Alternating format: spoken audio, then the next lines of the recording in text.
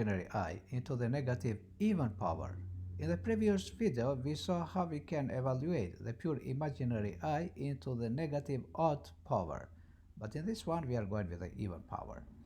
So if the p is 2n, it means even, and n is equal to the minus 1, minus 2, minus 3, etc. It means it includes just the negative integers.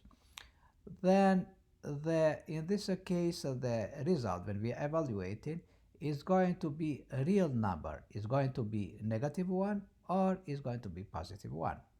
So let's take two examples that justifies when we have with negative 1 and positive 1. Let's go with example A. In A here, we have I in minus 10. So if we want, according to the rules of the power, to make this I in minus 10, if we wanted to make a positive, what we are doing here, we are taking this reciprocal according to the rules of the power of the exponents. So we can write, you can make I in exponent 10.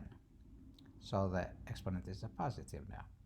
But because it's a positive now here, this I in a 10, we can divide, we can use the exponents properties, and we can write I in exponent 8 times I in exponent 2. The reason is I'm looking for an 8 because I'm looking to find something that the power here is divisible by 4. And already I know, even without calculating, because it's very obvious, I can divide those, I can write in the form of two exponents, like I in a 8 and I in the power 2. Because I in a 8 is divisible by 4. And whatever is divisible by 4, we already know is 1. So this is going to be 1. And this here is 1, I in a power 8. And I in a power 2 is minus 1. We already know this is from the definition of the pure imaginary number. And 1. Here is 1, minus 1 is minus 1 if you multiply, and 1 divided by minus 1 is everything is equal with negative 1. So this is negative 1. So we already saw I in minus 10 is minus 1. And now we are looking now to find the other one in example B, when I is equal in power minus 32.